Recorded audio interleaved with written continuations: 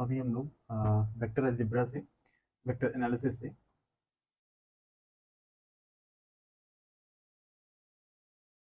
जो previous year में CSIR net में क्वेश्चंस पूछे गए हैं उनको एनालाइज करेंगे।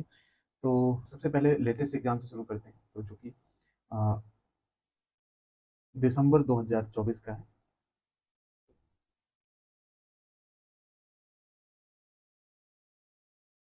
ठीक है, जून 2025 के फॉर्म भरे गए हैं, अभी दिसंबर 2024 का लेटेस्ट एग्जाम हुआ।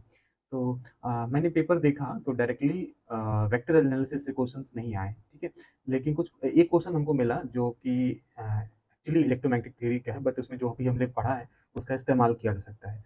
तो let us see this question.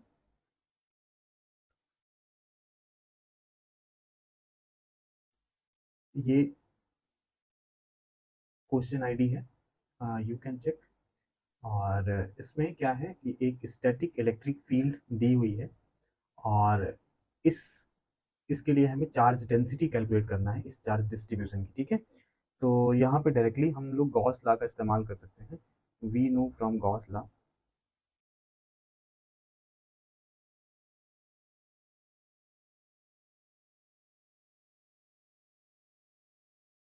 We can write divergence of E is equal to rho by epsilon. ठीक है, divergence of E is equal to rho by epsilon, therefore rho is equal to epsilon zero divergence of E.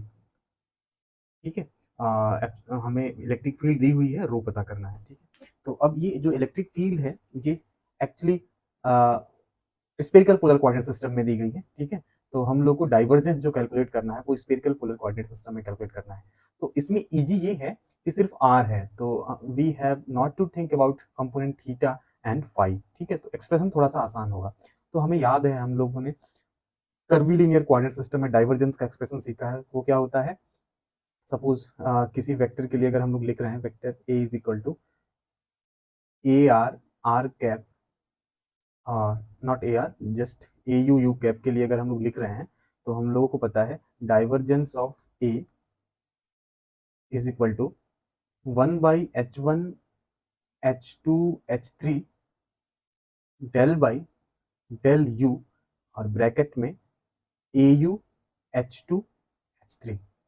ठीक है, तो for spherical polar system हमें पता है कि H1 यहाँ पे जो वेक्टर है उसमें ए बी और ए डब्ल्यू कंपोनेंट नहीं है, तो एक्सप्रेशन थोड़ा सा इजी हो गया है। ठीक है, तो फॉर स्पेरिकल पोलर सिस्टम हमें पता है कि H1 की वैल्यू 1 होती है, H2 की वैल्यू R होती है, और H3 की वैल्यू R साइन थीटा होती है। ठीक है, तो इसका इस्तेमाल करेंगे तो divergence of A will be 1/r² sine theta del by del R sine theta A R. ठीक है, ये फॉर्मूला होगा। हमको इलेक्ट्रिक फील्ड ई पता है, जो कि है ई इज इक्वल टू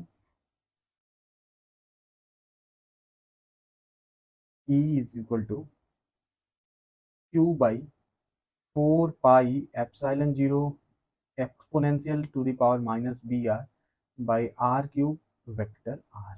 ठीक है, तो हमको आर ई आर कंपोनेंट पता करना होगा। तो this can be written as vector E is equal to Q by 4 pi epsilon zero E to the power minus B R upon R square R cap. ठीक है, यहाँ अगर हम vector are के नीचे स्मॉल आर कर दें तो that will be R cap, तो ये होगा which can be written as ER R cap.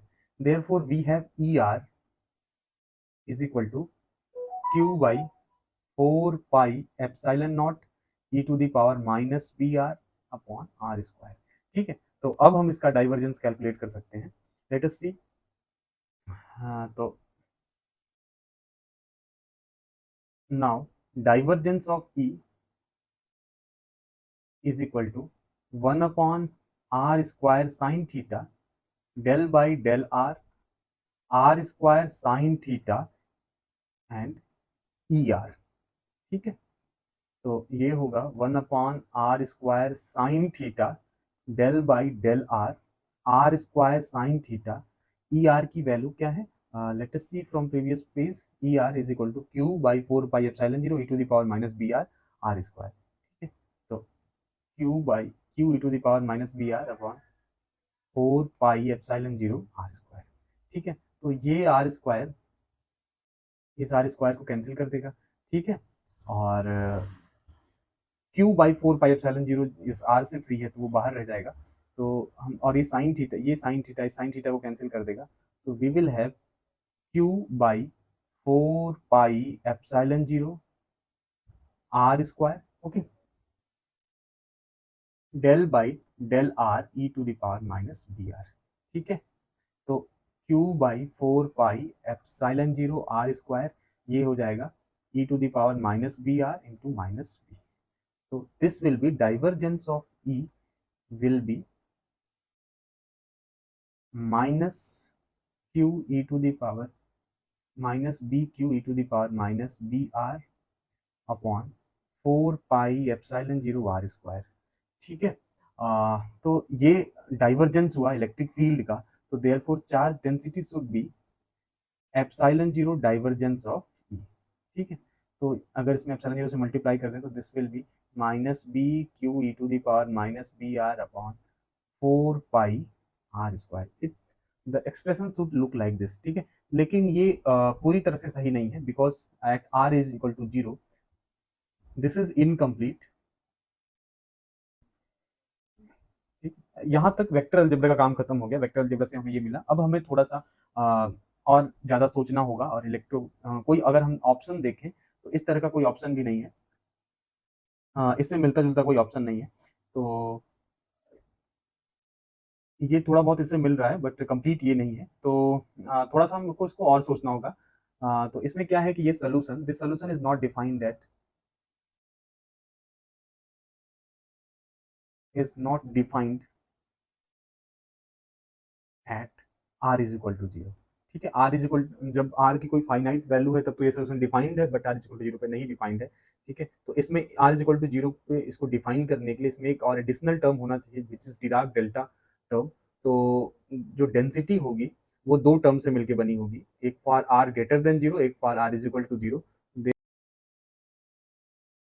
तो डेंसिटी जो होगी this will be something rho is equal to minus B Q E to the power minus B R upon 4 pi R square plus Q delta R, ठीक है। ये जो delta function है ये सिर्फ आर इज इक्वल टू 0 पे defined है, otherwise ये 0 हो जाएगा, ठीक है। तो जो टोटल चार्ज डेंसिटी होगी वो इस दो पार्ट से मिलकर बनी होगी। ये जो पार्ट है, this part is valid for R is greater than 0 and this part is valid for R is equal to 0। तो कंप्लीट जो सोल्यूशन हम लोग लिख सकते हैं, rho is equal to maybe हम लोग क्यू बाई 4 पाई कॉमन कर लें, तो ये हो जाएगा minus B E to the power minus B R by R square plus del are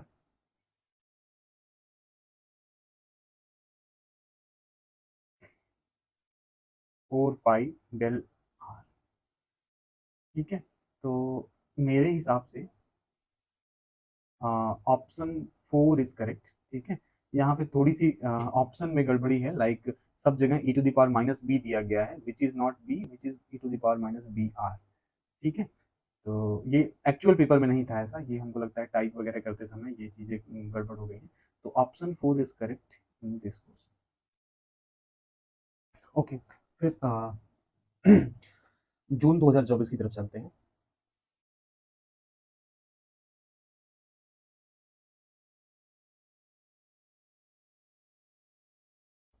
तो जून 2024 में ये क्वेश्चन पूछा गया है, वर्टिसिटी of a vector field is defined as by this where b is something where k is constant, which of the following is correct, ठीक है। तो magnetic field की वैल्यू दी हुई है, और वोटिसिटी मतलब उसका कर्ल लिया गया है और पूछा गया इसमें से कौन सा करेक्ट है। तो लेट अस टेक कर्ल। तो यहाँ पे vector B is equal to vector B is equal to X Y के X Y Z R cap, it means it is in spherical polar coordinate system, ठीक है। तो curl of B will B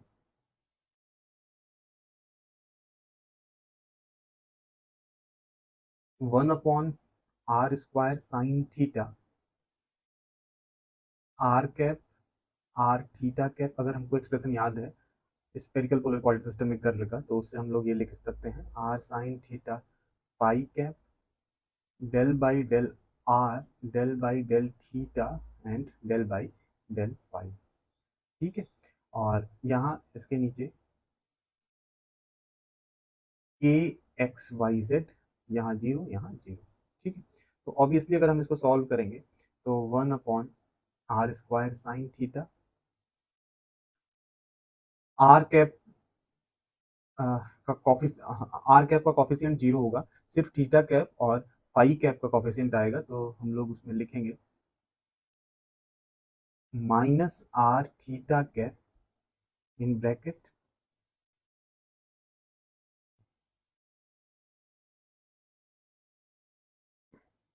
zero minus del by del phi of A X Y Z plus R sine theta phi cap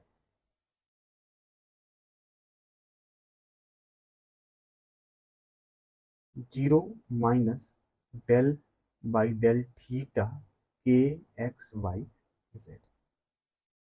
ठीक है, तो curl of B की जो value आएगी, अब हम लोग इसको तो हम लोग इस एक्सप्रेशन को पूरा सॉल्व कर सकते हैं। लाइक हम लोग एक्स की value R sine theta cos phi रखें, वाई की value R sine theta sine phi रखें, और जेड की वैल्यू आर कॉस थीटा रखें, तो कर्ल ऑफ बी यानी वोल्टिसिटी वी कैलकुलेट किया जा सकता है। ठीक है, बट इस क्वेश्चन के लिए इतना करने की जरूरत नहीं है। लाइक अगर हम वेक्टर वी निकालेंगे, दिस इज वोल्टिसिटी, दिस ये आएगा something into theta cap plus something into phi cap, इस एक्सप्रेशन को पूरी तरह से सॉल्व करने के। ठीक है ना, तो vorticity is null vector for all X Y Z, नहीं ये नल वेक्टर नहीं होगा क्योंकि कुछ ना कुछ वैल्यू इसकी आनी है। ठीक है, vorticity is parallel to electric field everywhere, जहाँ पे कहीं आर कैप नहीं आ रहा है। ठीक है, तो जो मैग्नेटिक फील्ड है वो आर कैप की डायरेक्शन में है, तो इसमें आर कैप नहीं है, इट मीन्स ये मैग्नेटिक फील्ड के पैरेलल भी नहीं है, तो ये भी ऑप्शन नहीं होगा। The angle between vorticity and vector field depends on X Y Z, नहीं ऐसा नहीं है। हमेशा जो एंगल होगा दिस विल बी 90 डिग्री, क्योंकि ये आर कैप डायरेक्शन में है और ये थीटा कैप और फाई कैप डायरेक्शन में है। ठीक है, तो इसलिए एक्स वाई जेड पे एंगल डिपेंड नहीं करेगा। तो फोर्थ ऑप्शन ही करेक्ट है, because vorticity is perpendicular to vector field everywhere. ठीक है, तो ये ऑप्शन सही है। तो बिना सॉल्व किए हम लोग इसको कर सकते हैं। ठीक है, थोड़ा सा कॉमन सेंस वाला क्वेश्चन था ये। अगर कुछ और पूछा रहता तो हम सॉल्व करते, कुछ वैल्यू भी इसकी आ सकती थी। तो ये क्वेश्चन जून 2024 में पूछा गया था। मैंने पेपर चेक किया तो दिसंबर 2023, जून 2023, जून 2023 और दिसंबर 2022 में वेक्टर अलजेब्रा से सीआईएसआर नेट में कोई भी क्वेश्चन डायरेक्ट पूछे नहीं गए हैं। ठीक है, कुछ क्वेश्चंस हैं जिसमें ग्रेडियंट डाइवर्जेंस कर्ल का यूज हुआ है, बट वो डायरेक्टली वेक्टर अलजेब्रा से नहीं है, उसमें कहीं ना कहीं क्वांटम मैकेनिक्स और इलेक्ट्रोमैग्नेटिक थ्योरी रिलेटेड है। ठीक है, तो उसका डिस्कस हम उस टाइम करेंगे। तो हम लोग जो चैप्टर पढ़े हैं, ऐसा नहीं कि ये इंपॉर्टेंट नहीं है सीएसआर नेट के लिए, इसमें से बहुत सारी चीजें अब इलेक्ट्रोमैग्नेटिक थ्योरी और क्वांटम मैकेनिक्स, बाकी अन्य क्लासिकल मैकेनिक्स, बाकी अन्य जगह आएंगी। तो अब इसके बाद हम लोग कुछ गेट से प्रीवियस ईयर में आने वाले क्वेश्चंस देखते हैं। मैंने इंटरनेट पे चेक किया, तो मुझे गेट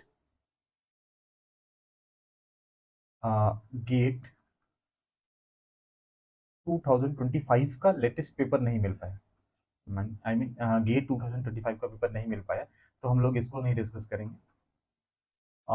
गेट 2024 का पेपर मिला, तो लेट अस सी कि वेक्टर अलजेब्रा से गेट में कैसे किस तरह के क्वेश्चंस पूछे जाते हैं। ओके, तो ये गेट 24 का क्वेश्चन है। Consider the volume integral this much over a volume, which one of the following statement is correct. Okay, तो uh,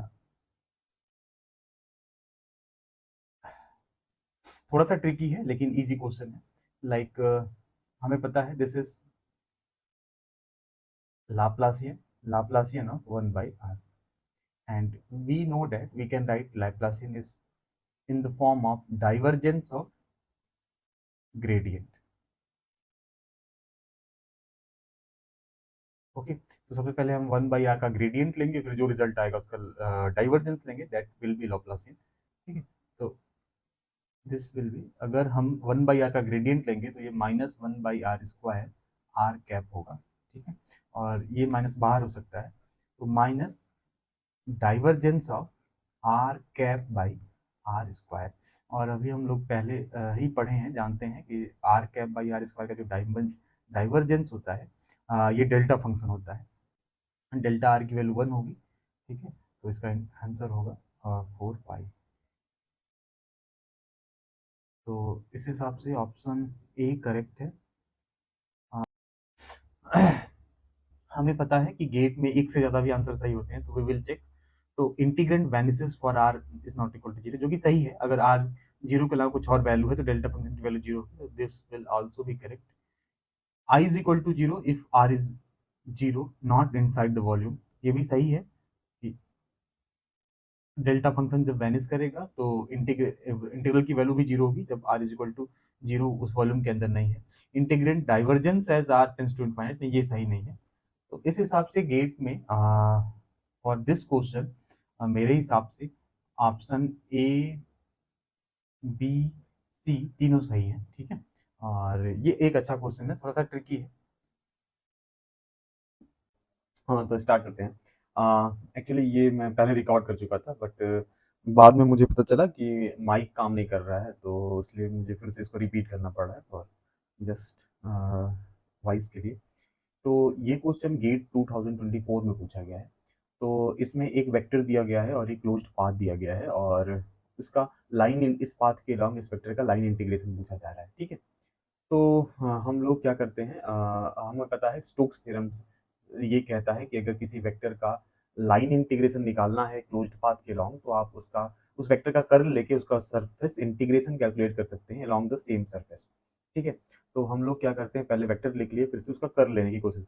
सारी चीजें कार्टेशियन कोऑर्डिनेट सिस्टम है तो कर्ल इजी होगा, तो उसका कर्ल का रिजल्ट ये आया। ठीक है, नाउ अब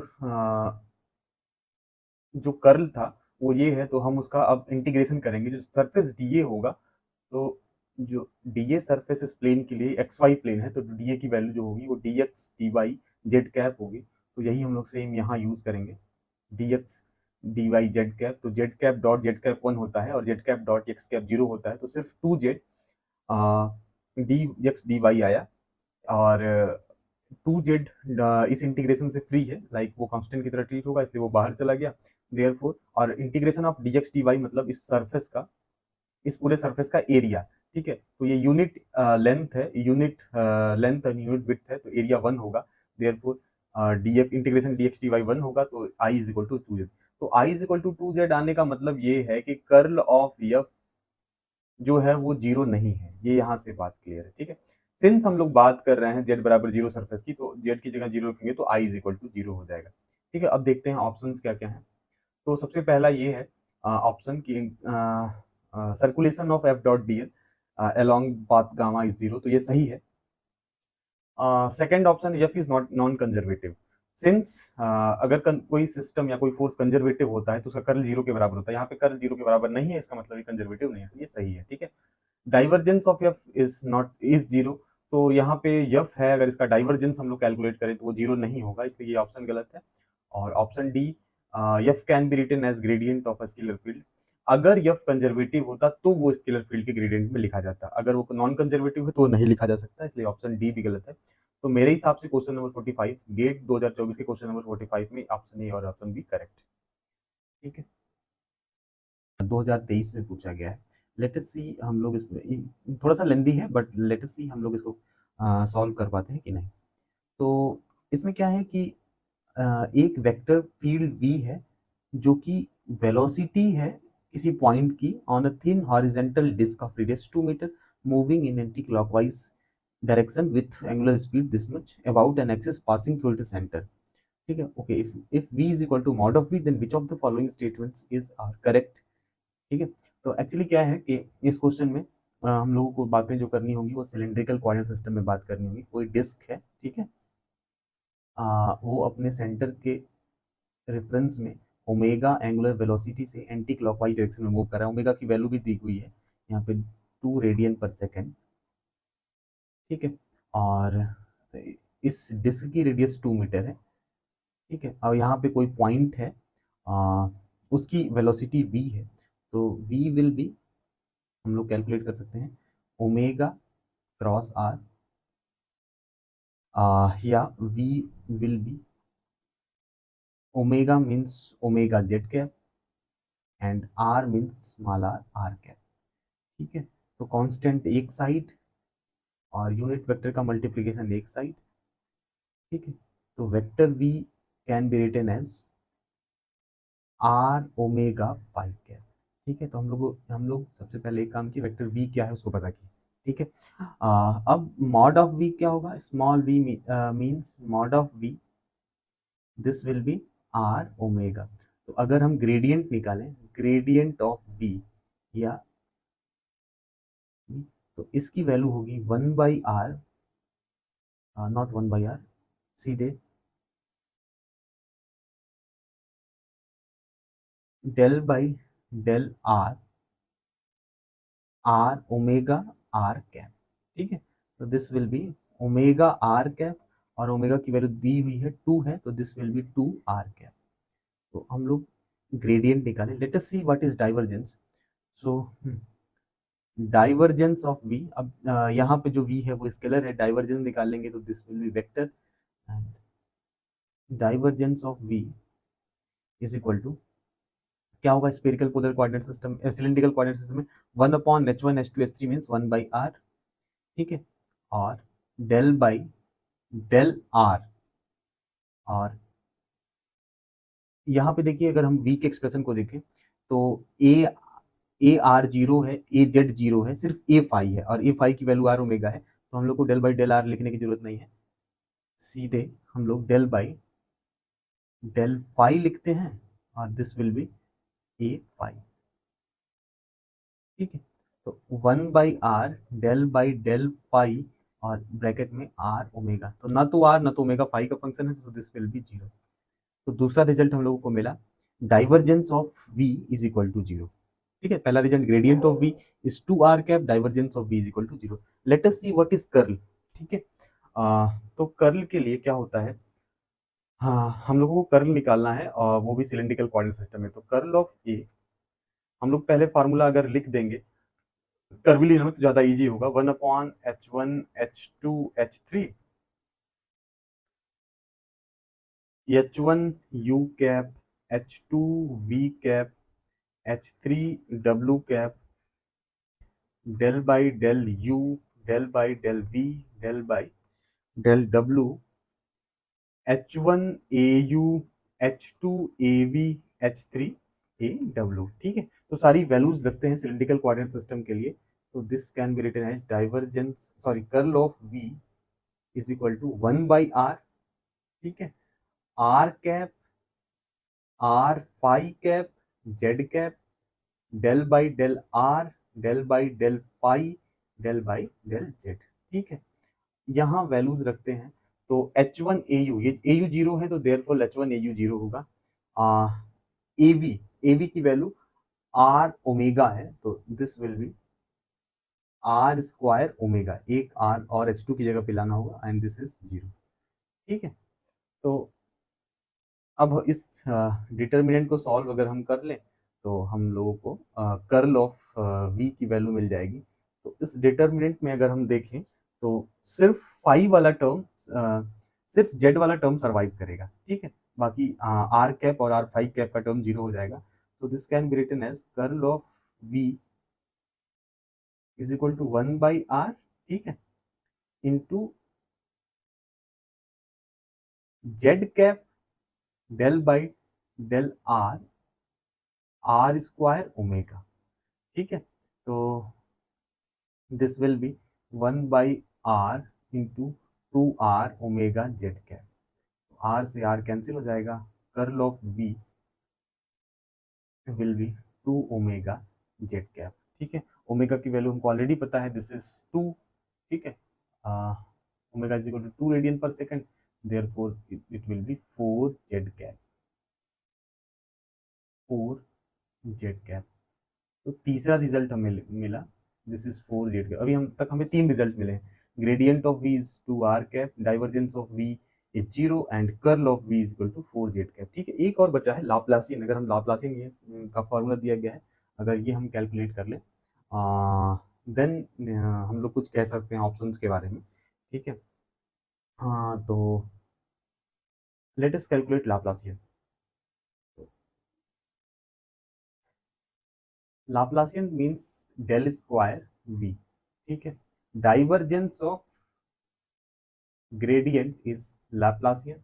ठीक है, हम लोग ग्रेडियंट ऑलरेडी कैलकुलेट कर रखे हैं, लेट अस सी क्या है वो जो ग्रेडियंट हम लोग कैलकुलेट कर रखे हैं, दिस इज 2 r कैप। ठीक है, तो यहाँ पे 2 r कैप रखते हैं। ठीक है, तो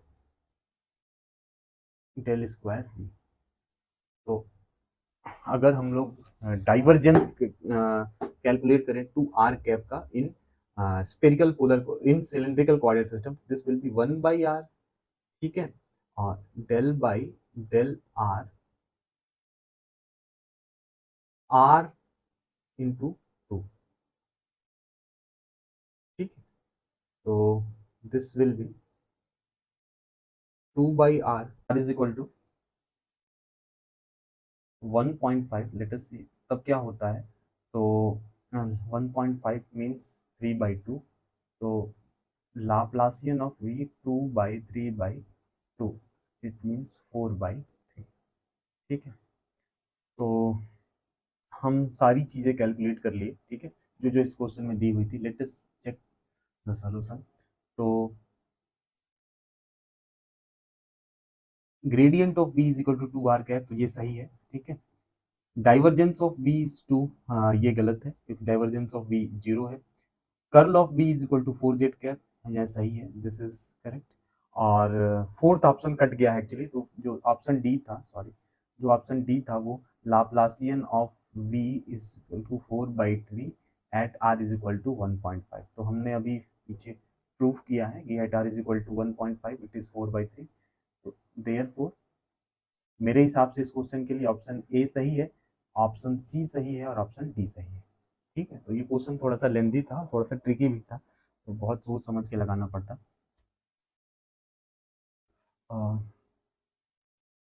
ये क्वेश्चन गेट आई थिंक 21 में पूछा गया है। ठीक है, बीच में इस वेक्टर अलजेब्रा वेक्टर एनालिसिस से रिलेटेड बहुत कम क्वेश्चन आए थे, वो डायरेक्टली वेक्टर एनालिसिस से नहीं थे, तो मुझे ये क्वेश्चन मिला। इसमें क्या है कि एक वेव का एक्सप्रेशन दिया गया है और यूनिट वेक्टर पूछा जा रहा है in the direction of propagation of this wave.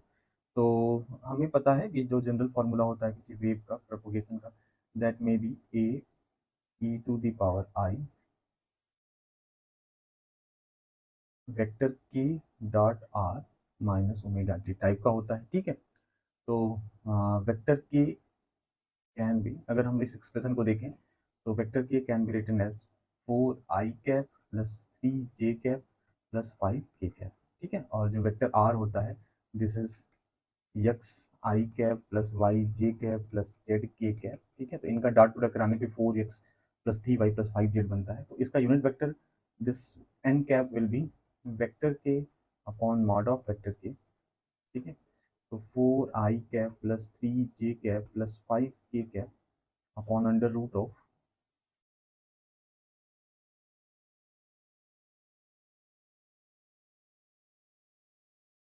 तो 4i cap plus 3j cap plus 5k cap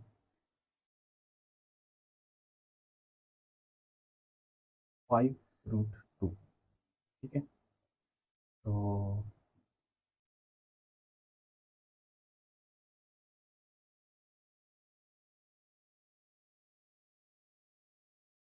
अगर ऑप्शन देखें तो इस हिसाब से option B is correct one, not option B, option A, option A is correct option. ठीक है, इस तरह से क्वेश्चंस आते हैं वेक्टर अलजेब्रा से। तो अगर हम थोड़ा बहुत प्रैक्टिस करें तो और अगर हम लकी हुए तो मे बी एक या दो क्वेश्चन हमें इन एग्जाम्स में मिल जाए।